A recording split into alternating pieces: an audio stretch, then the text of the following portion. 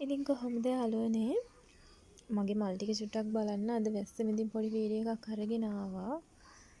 වැස්සට හැඩ වෙලා දින යාලත් පෙන්නන ගමන් ඔයාලට ටිකක් වැදගත් දෙයක් ගැන පුංචි මතක් කිරීමක් කරන්න. මේ දේ ඉතින් මටත් ලැබිච්ච අත්දැකීම් එක්ක මම මේ වීඩියෝ එක කරන්න හිතුවේ. අපි ගොඩක් මල් පැල මිලදී ගනිද්දි හොරුන්ට අහු වෙනවනේ. ඉතින් එහෙම අහුවෙන්න බලපාන හේතු ඒ හොරු මල් පැල විකුණන විදිහ අපි හොයාගන්නේ කොහොමද? මට ලැබිච්ච අත්දැකීම් එක්ක සාමාන්‍යයෙන් මම දන්න කරුණු කීපයක් කියලා දෙන්න හිතුවා. ඉතින් සමහර අය මේ වගේ බැංකොක් වර්ග මේ වගේ වටින වර්ග එයාලගේ account වල ගොඩක් අඩු මුදලට දානවා නම් අපි හිතමු දැන් මේ වගේ මල් තියෙන පැලයක් සාමාන්‍යයෙන් 700ක් 800ක් වගේ මුදලක් සමහරට ඊටත් වඩා සමහර අය සේල් කරනවා. හැබැයි මේ වගේ පැලයක් අපිට 200කට 150කට ඒ වගේ මුදලකට ගන්න අමාරුයි. මම කියන්නේ මහා පරිමාණයෙන් සේල් කරන අය ඉන්නවා. ලොකු ප්‍රමාණ ගන්නදී සමහරට ඒ වගේ ගානකට වැටෙන්න ඉඩ තියෙන අවස්ථා තියෙනවා. එහෙම නෙමෙයි මම කියන්නේ. සාමාන්‍යයෙන් පැල සේල් කරනකොට මේ වගේ මේ තියෙන බැංකොක් වර්ග ඔක්කොම සාමාන්‍ය මේ වගේ වටින වර්ග මේ ෆ්ලෑෂ් වර්ග එහෙම සමහර අය දානවා රුපියල් 250යි 150යි එහෙම කියන ගොඩාක් අඩු මුදලකට. අපි ඒ වෙලාවට බලන්න ඕන එයා කොහොමද එච්චර අඩුවට ඒ වගේ පැල දෙන්නේ කියන එක. ඒ තරම් අඩුවට වටින වර්ග දෙනවා කියන තැනම අපි පොඩි සැකයක් තියාගන්න ඕන. මොකද එහෙම කරන්නේ අනිවාර්යයෙන්ම වංචාවක් තියෙන අය. හරිද? ඒ එක කාරණාවක්. අපි ගොඩක් බලන්න ඕනේ මේ පැලේ මෙච්චර අඩුවට දෙන්නේ ඇයි එයා? ඒ වගේ අඩුවට දෙනකොට පොඩ්ඩක් එතෙන්දී අපි හිතන්න ඕනේ මොකක් හරි ප්‍රශ්නයක් තියෙනවා කියන එක. ඒ වගේම සමහර ප්‍රොෆයිල් තියෙනවා. ඒ වගේ හරි ප්‍රොෆයිල් ෆොටෝ එකක්වත් හරි විස්තරයක්වත් මොකුත් නැහැ. හරි ක්ලියර් තොරතුරු නැතුව සේල් කරන අය. එහෙම සේල් කරන අයගෙන් පැල ගනිද්දි පරිස්සම් වෙන්න ඕනේ. මොකද වංචා කරන අයට හරිම ලේසි ෆේක් account හදාගෙන පැල සේල් කරන්න. එහෙම සේල් කරන අවස්ථාවල සමහර විට අපි දාන සල්ලි වත් අපිට ආයෙ ලැබෙන්නේ නැහැ. සල්ලිත් නැහැ, පැලක් නැති වෙන අවස්ථා ගොඩක් තියෙනවා. ප්‍රොෆයිල් එකේ ඉඳලා අපි හොඳට පරීක්ෂාකාරී වෙන්න ඕනේ පැල මිලදී ගන්න කලින්.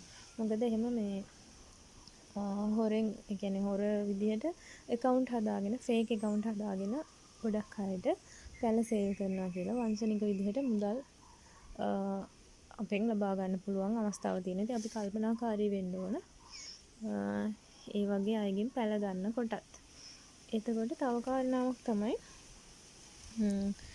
සමහර අය පැල දානවා ඇන්තූරියම් කියන සාමාන්‍යයෙන් ලෙඩක් ආවට පස්සේ ටක් ගාලා වෙන පැල වලට වගේ දැන් සාමාන්‍ය මේ වගේ විස්තර වර්ග වලට ගනිද්දී ඉක්මනට ඒ ලෙඩක් ආවොත් ඒක ඉක්මනට පේන්න තියෙනවානේ. දැන් ඇන්තූරියම් වල වගේ සාමාන්‍යයෙන් අපි හිතමු කොලයක් කහ වෙනවා කියලා.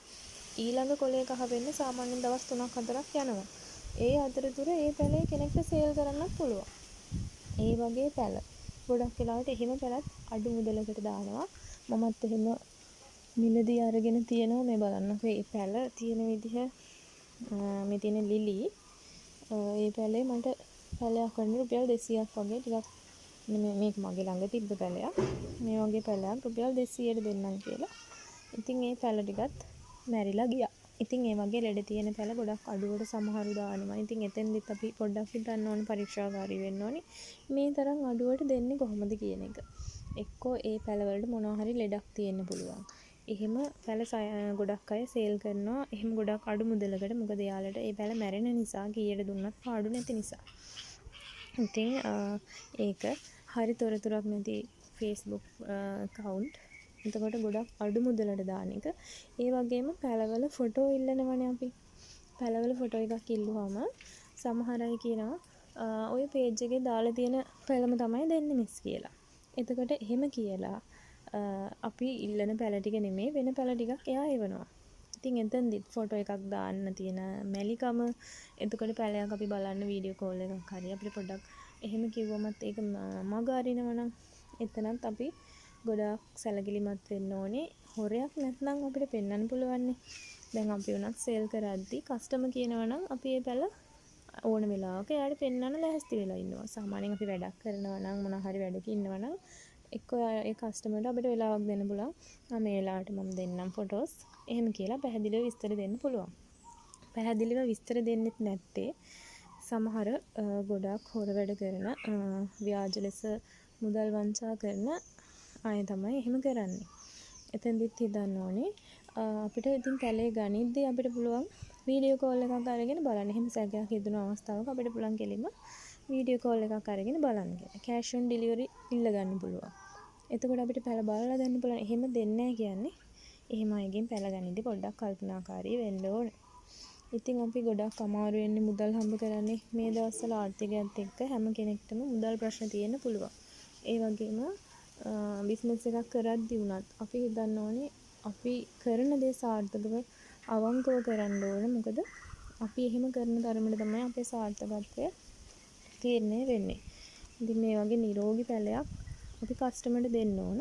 ලෙඩ හැදුණු පැල විකුණලා එහෙම කෙනෙක්ගේ හිත අසතුට වෙන විදිහට වංචා විදිහට මුදල් ලබාගෙන අපි දෙයක් කරනවා නම් ඒක කවදාවත් සාර්ථක වෙන්නේ නැහැ. ඉතින් ඒ වගේම අපි කස්ටමර්ට කාරුණිකව කතා කරන්න ඕනේ. ඒ ෆොටෝ ඉල්ලනවා නම් මේ විස්තර හරියට දෙන්න ඕන. හරි දේවල් කියන්න ඕනේ. මේ පෙන්නන පැලේම දෙන්න ඕනේ. දැන් මේ වගේ අපි හිතමුකෝ මේ වගේ හොඳ පැලයක් ෆොටෝ එකේ දාලා තියෙනවා. ඕඩර් එක ඉල්ලුවම චූටි පැලයක් යවනවා. සාමාන්‍යයෙන් මේ වගේ පොඩි පැලයක් යවනවා. ඒක හරිම අසාධාරණයි. ඉතින් අපි පෙන්නන විදිහට ඒ විදිහට නිවැරදිව බිස්නස් එක කරගෙන යමු හැමෝම. මොකද ඕනම බිස්නස් එකක් ලොකුද පොඩිද කියන එක නෙමෙයි අදාළ වෙන්නේ. තමන් කරන දේ හරියට කරන්න ඕනේ, අවංකව සාධාරණව කරන්න ඕනේ. ඉතින් එහෙම කරන තරමටම තමයි අපේ සාර්ථකත්වය අපිට තීරණය කරන්න පුළුවන් වෙන්නේ. හොඳ ගමනක් යන්න පුළුවන් වෙන්නේ. ඉතින් මම මේ කියපු කාරණා ගැනත් සැලකිලිමත් වෙන්න ඔයාලා.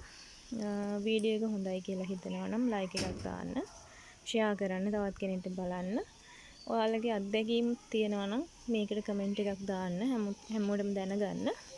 ඉතින් බොහොම ස්තුතියි JD Plants and Handicraft අපෙන් මේ වගේ තවත් වැදගත් තොරතුරු ඔයාලට බලන්න පුළුවන්. අපිත් එක්ක එකතු වෙලා ඉන්න කියලාත් ආරාධනා කරනවා.